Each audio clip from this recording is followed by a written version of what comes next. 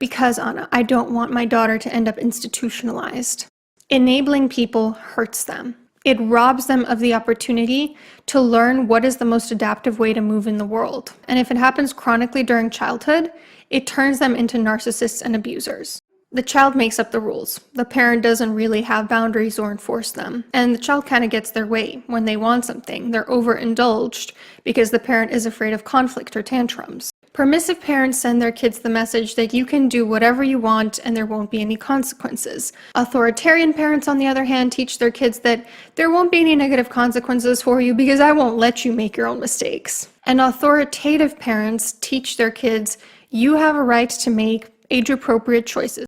And those choices will have consequences that you need to live with, that I'm not going to spare you from. Because what happens when someone is chronically spared from the consequences of their decisions? It may sound great, like nothing bad ever happens, but really, they're not learning from feedback in their environment. It does them a disservice because the real world is not going to enable them the way the enabler does. Let's say that there's a teenage son who's constantly verbally abusing his mom because that's what he observed his dad doing. And the mom never sets boundaries with him for this. She just kind of laughs it off. She continues being warm and responsive to him. And then as an adult, that son goes on to verbally abuse his girlfriend.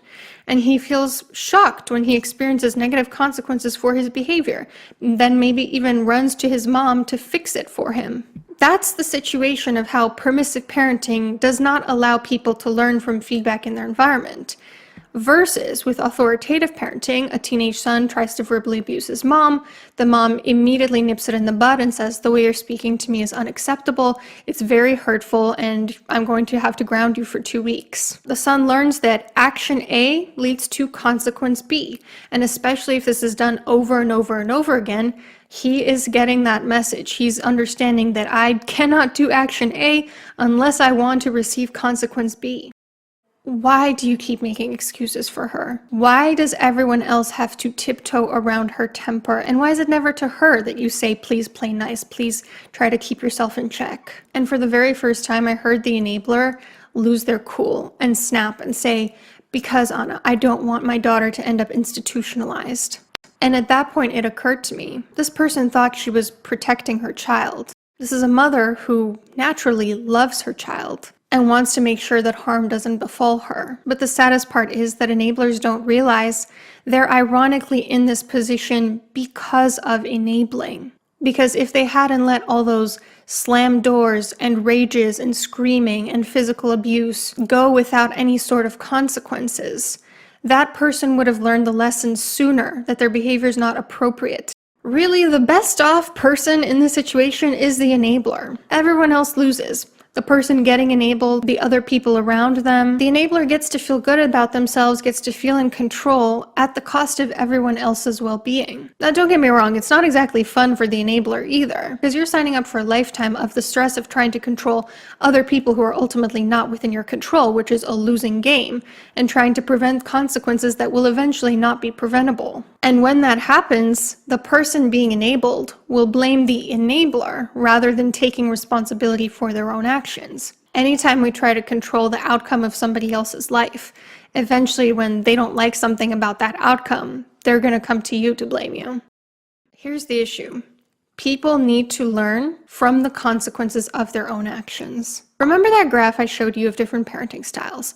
Permissive parenting can create narcissists. Authoritarian parents can create narcissists. The healthy type of parenting that we should all aim for is authoritative parenting. And authoritative parenting, a huge component of it is natural consequences. There are boundaries, there are rules, and then there are consequences when you break those rules.